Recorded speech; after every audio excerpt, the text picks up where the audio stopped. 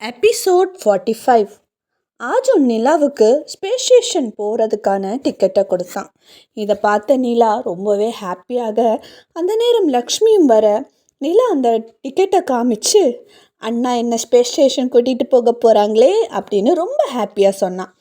நிலாவோட சந்தோஷத்தை பார்த்த லக்ஷ்மி அவங்க சோகம், டிப்ரெஷன் எல்லாம் மறந்து சிரித்தாங்க. இதை பார்த்துட்டு இருந்த லக்ஷ்மி, ஆமாம், உனக்கு தான் ஆஃபீஸில் லீவே கிடைக்காதே, எப்படி அவளை கூட்டிகிட்டு போக போகிற அப்படின்னு கேட்க, அதெல்லாம் நான் கூட்டிகிட்டு போவேன் அப்படின்னு சொன்னான். அப்போ தான் அவனோட முடியால் மறைச்சி வச்சுருந்த அவன் காயம் அவங்க கண்ணில் பட்டது.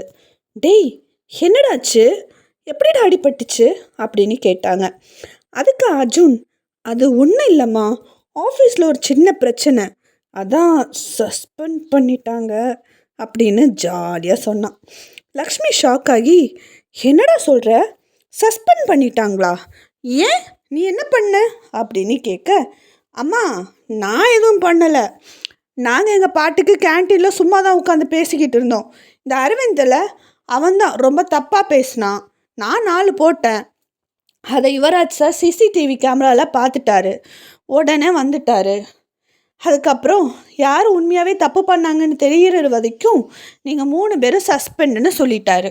ஆனால் உண்மையாக சொல்கிறேம்மா, இவர் இப்படி சொன்ன உடனே என் மனசு ஓரமா, இந்த ஒரே ஒரு வார்த்தைக்காக ஓயாமல் காத்திருந்தேங்கிற பாட்டெல்லாம் என் மனசில் ஓடிச்சுமா.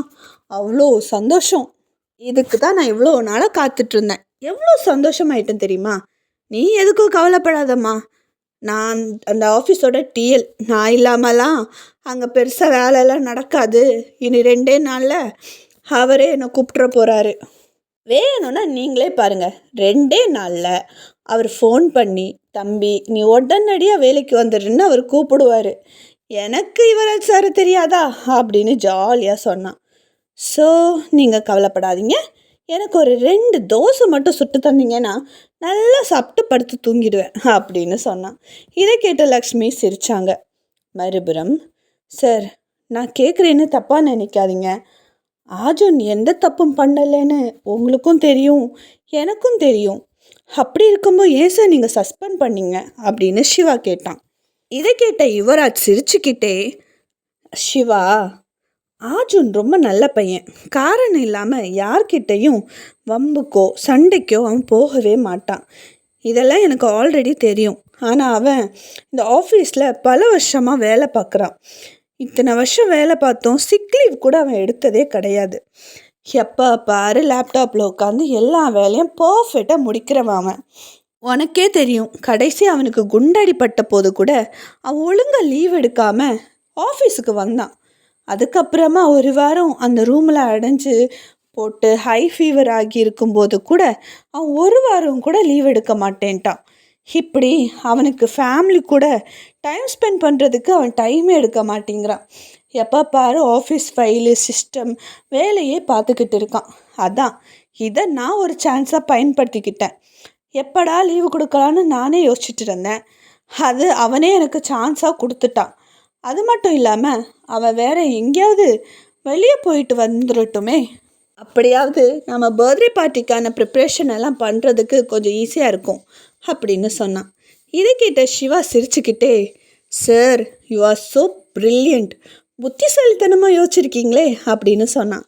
இதை கேட்ட யுவராஜ் சிரிச்சுக்கிட்டே, ஆமாம், அப்புறம் நம்ம ஆளுங்களை ஆஜுன் கூடவே இருக்க சொல்லு, ஏன்னா அவனை சுற்றி நிறைய ஆபத்து வந்துக்கிட்டே இருக்குது, அதனால் அவனுக்கு எந்த பிரச்சனையும் வந்துடக்கூடாது, ரொம்ப கேர்ஃபுல்லாக இருக்க சொல்லு அப்படின்னு சொன்னான். யுவராஜ் சொன்னதை கேட்ட சிவா, கண்டிப்பாக சார் அப்படின்னு சொன்னான். மறுபுறம் கல்பனா, ஏண்டா இப்படி பண்ண, உன்னை நான் எவ்வளோ நம்பினேன், என்னை காதலிச்சு கல்யாணம் பண்ணி 3 குழந்தைங்களை பெற்று உன் கூட இத்தனை வருஷமாக நான் குடும்பம் நடத்தியிருக்கேன், இத்தனை வருஷமாக இன்னொருத்தியோட வாழ்க்கையை நான் வாழ்ந்துக்கிட்டு இருக்கேன், எனக்கு தெரியும்டா, ஏன்டா இப்படி என்னை ஏமாத்தின, லக்ஷ்மி ரொம்ப அப்பாவி, அவங்கள ஏமாத்தின, உனக்கு எப்படிடா மனசு வந்துச்சு, அவங்கள எப்படிடா ஏமாற்ற உனக்கு தோணுச்சு, ஒரு வார்த்தை, ஒரே வார்த்தை, உனக்கு கல்யாணம் ஆயிடுச்சுன்னு நீ சொல்லியிருக்க வேண்டியது தானே, ஏன்டா என்னை ஏமாத்தின அப்படின்னு அவங்க பயங்கரமாக கத்த ஆரம்பித்தாங்க. அப்போ பிரசாந்த், ஏண்டி ஓரா பேசுகிற, இவ்வளோ நாள் நீ என் கூட தானே சந்தோஷமாக தானே வாழ்ந்துட்டு இருந்த. இப்போ என்ன, அவள் வந்த உடனே உனக்கு பெரிய மூப்பு வந்துருச்சாமா? இதான் வாழ்ந்துட்டுருக்கே வாழ்க்கை, அது நான் போட்ட பிச்சை, மறந்துடாத. ஆமாண்டி, எனக்கு லக்ஷ்மியை முதல்ல ரொம்ப பிடிச்சிருந்தது. நான் அவளை கல்யாணம் பண்ணேன். அவள் பின்னாடியே நாய் மாதிரி லோன்னு சுற்றி கல்யாணம் பண்ணேன். ஆமாண்டி, நான் ரொம்ப சந்தோஷமாக தான் அவள் கூட வாழ்ந்துட்டு இருந்தேன். அப்போ தான் நீ என் லைஃப்பில் வந்த. ஆனால் எனக்கு அவளை விட ஒன்று ரொம்ப பிடிச்சிருந்தது. உன்னை பார்த்ததுலேருந்து உன் கூட ரொம்ப நல்லா இருக்கணும்னு நினச்சேன். அப்போ கூட எனக்கு அவளை கலட்டி விடணும்னு மனசு இல்லை. ஜஸ்ட் அவகிட்ட இருந்து எனக்கு ஒரு குழந்த வேண்டாம், அவ்வளோதான். என்னடா இவ்வளோ தூரம் கல்யாணம் பண்ணி வாழ்கிறவனுக்கு குழந்த வேண்டான்னு நினைக்கிறியா? ஆமாண்டி, அவகிட்ட இருந்து எனக்கு குழந்த வேணாம். நான் எவ்வளவோ சொன்னேன் அந்த குழந்தை நமக்கு வேண்டான்னு. எனக்கு ஆல்ரெடி ஒரு பையன் இருக்கான்னு நான் சொன்னேன். ஆனால் அவள் அதை கேட்கவே இல்லை. உனக்கு எல்லா விஷயமும் தெரியும்ல. ஆனால் இந்த விஷயம் கண்டிப்பாக லக்ஷ்மி உன்கிட்ட சொல்லியிருக்க மாட்டா. அவளோட முதல் குழந்தைய நான் தான் கொன்னேன், அவளுக்கு தெரியாமல். நான் தான் அவள் குடிக்கிற பாலில் அவளுக்கு தெரியாமல் அபார்ஷன் டேப்லெட்டை போட்டு கொடுத்தேன். குழந்தை இறந்து போச்சு. அவள் கதறி கதறி அழுதா. எனக்கு அவளை பார்க்க பாவமாக தான் இருந்துச்சு. சரின்னு சொல்லி நானும் அவளை சமாதானப்படுத்தி அவள் கூட மறுபடியும் வாழ ஆரம்பித்தேன். பாவம், நான் தான் இதெல்லாம் பண்ணேன்னு தெரியாமலேயே என் கூட அவள் வாழ ஆரம்பிச்சிட்டா. நானும் எல்லாம் நல்லா தான் போயிட்டு இருக்குன்னு நினச்சேன். ஆனால் அந்த குழந்தை இறந்த அடுத்த 2 மாதத்துலேயே மறுபடியும் அவள் ப்ரெக்னென்ட் ஆயிட்டா. நானும் என்ன பண்ணுறதுன்னு ரொம்பவே யோசித்தேன். அப்போ தான் என்னோடய ஃப்ரெண்ட் கார்த்திகேயன் அப்புறமா ரவிவர்மாவோட உதவியோட வண்டி வச்சு அடித்தேன். அதில் அந்த குழந்தை செத்து போச்சு. ஆனால் அவள் மறுபடியும் தப்பிச்சா. அழுதா, ரொம்ப அழுதா. ஆனால் நான் அவளை சமாதானப்படுத்துகிற போல் நடித்து அவள் கூட வாழ்ந்துக்கிட்டு இருந்தேன். 6 வருஷம் நாங்கள் ரொம்ப சந்தோஷமாக வாழ்ந்தோம். அதுக்கப்புறமா மறுபடியும் ப்ரெக்னெண்ட்டாக இருக்கேன்னு சொல்லி வந்து நின்னா. அப்போ கூட நான் இந்த குழந்தை நமக்கு வேண்டான்னு தான் யோசித்தேன். அவகிட்ட சொல்லாமல் ஏதாவது பண்ணலான்னு நினச்சேன். ஆனால் அவளுக்கு என் மேலே சந்தேகம் வந்துருச்சு. ரொம்ப கேர்ஃபுல்லாக இருந்தா. அதனால தான் இந்த குழந்தைக்கு ஒன்றும் ஆகாமல் அந்த குழந்தைய அவள் நல்லபடியாக பெற்றெடுத்துட்டா. நான் அவளை அடித்தேன், உதைச்சேன், ஏன் கொலை கூட பண்ண நினச்சேன். ஆனால் அவளை என்னால் எதுவுமே பண்ண முடியலை. ரொம்ப கஷ்டப்பட்டு அந்த குழந்தைய அவள் பெற்றெடுத்துட்டா. அதுக்கப்புறமா அந்த குழந்தைய கொல்றதுக்கு நான் எவ்வளவோ முயற்சி பண்ணேன். ஆனால் அவளோட கேர்ஃபுல்லான மைண்டுனால என்னால் அவளை ஏமாற்ற முடியலை. வேறு வழி இல்லாமல் அந்த குழந்தை பிறந்த 5 வருஷத்துக்கு அப்புறமா அதை லாரி விட்டு ஏற்றலான்னு பார்த்தேன். அதுக்குள்ளே அவள் என்னோடய மெசேஜஸ் எல்லாம் பார்த்துட்டா. அதில் வந்த சண்டையில் அவள் என்னை பிரிஞ்சும் போயிட்டா. அதுக்கப்புறமா ஃபுல்லாக நான் உன் கூடயே வாழ ஆரம்பிச்சிட்டேன், செம்ம ஹாப்பியாக அப்படின்னு ரொம்ப சைக்கோ மாதிரி பேசிக்கிட்டு இருந்தான் பிரசாந்த். இதெல்லாம் கேட்ட கல்பனாவோட கண்கள் கலங்க ஆரம்பிச்சுது. அவங்களுக்கு ஒரு பயம் வர ஆரம்பிச்சுது. இவ்வளோ நாள் காதலை பார்த்த அந்த கண்களில் பயம் வந்தது.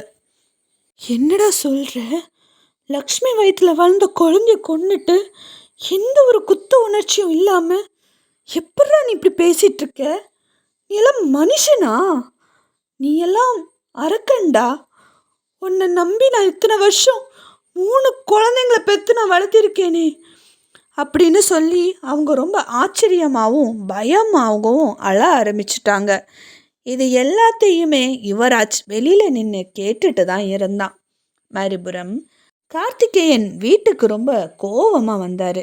கௌரி, கௌரி எங்கே இருக்க அப்படின்னு ரொம்ப சத்தமாக கத்திட்டு இருந்தார். இதை பார்த்த காவேரி, ஏங்க இப்படி சத்தம் போடுறீங்க? அவளை இப்போ எதுக்கு கூப்பிடுறீங்க? என்னாச்சு அப்படின்னு கேட்க, நீ வாயை மூடு. நீ செல்லம் கொடுக்கறதுனால தான் அவள் இவ்வளோ ஆடுறா.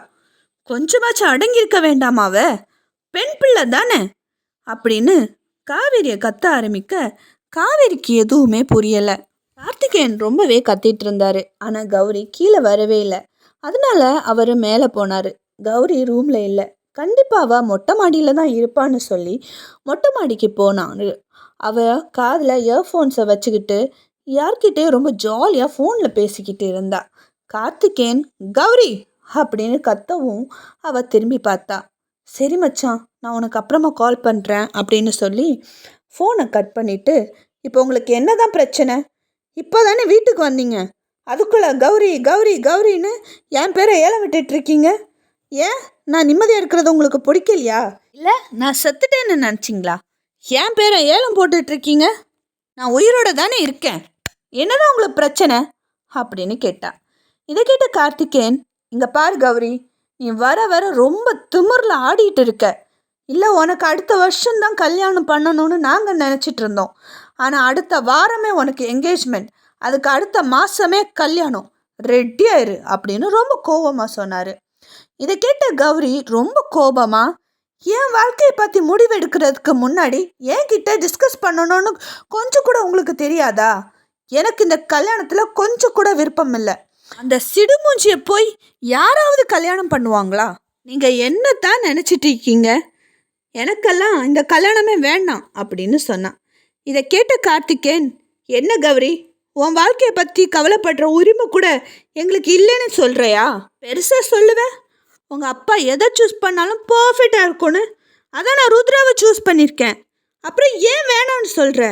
இப்போ நீ ருத்ராவை வேணான்னு சொல்கிற அப்படின்னா கண்டிப்பாக ஆஃபீஸில் எவனோ ஒருத்தனை லவ் பண்ணிகிட்ருக்க, அப்படி தானே அப்படின்னு கேட்டார். இதை கேட்ட கௌரி ரொம்பவே ஷாக் ஆயிட்டா. உறவு மலரும்.